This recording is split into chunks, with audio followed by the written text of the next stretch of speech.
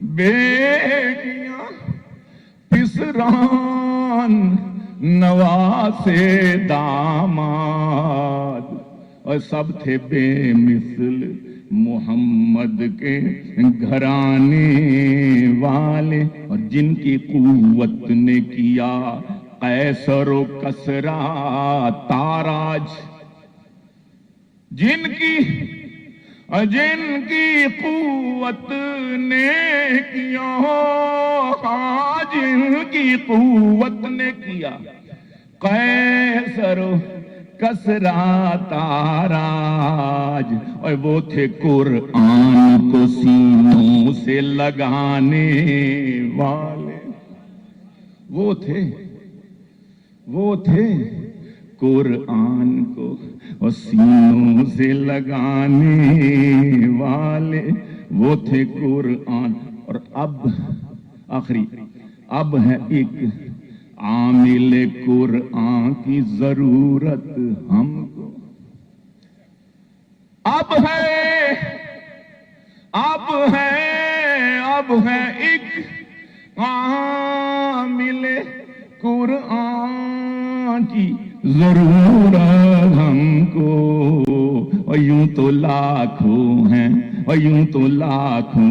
یہ قرآن سنانے والے، یوں تو ہیں لاکھوں ہی قرآن پاؤں دھو دھو کے پیوں ان کے میں گیلانی جو۔ سبحان اللہ، سبحان اللہ۔ پاؤں دھو دھو دھو دھو کے پیوں، پاؤں دھو دھو کے پیوں ان کے میں گیلانی جو، اور سود سے قوم کی ہیں جان چھڑانے والے۔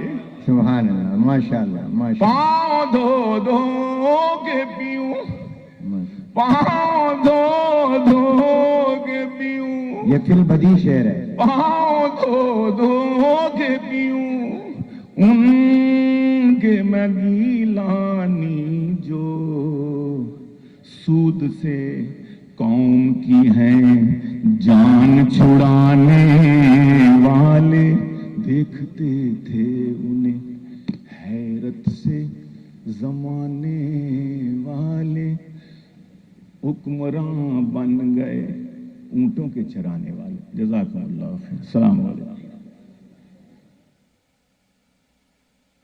جزاکم اللہ۔ یہ تھے ہمارے ملک کے بلکہ عالمی شہرت یافتہ ممتاز، معروف، مقبول مداح رسول، صحابہ اہل بیت، شاعر جناب سید سلمان گیلانی صاحب۔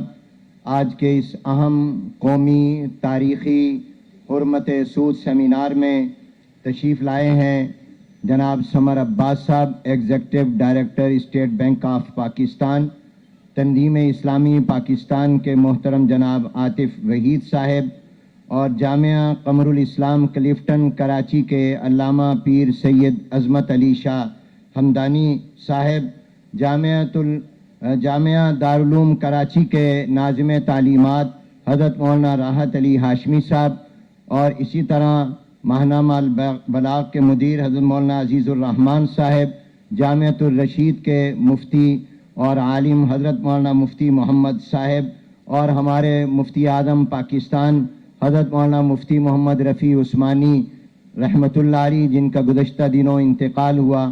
اللہ تعالیٰ ان کے درجات آخرت کو بلند سے بلند تر فرمائے۔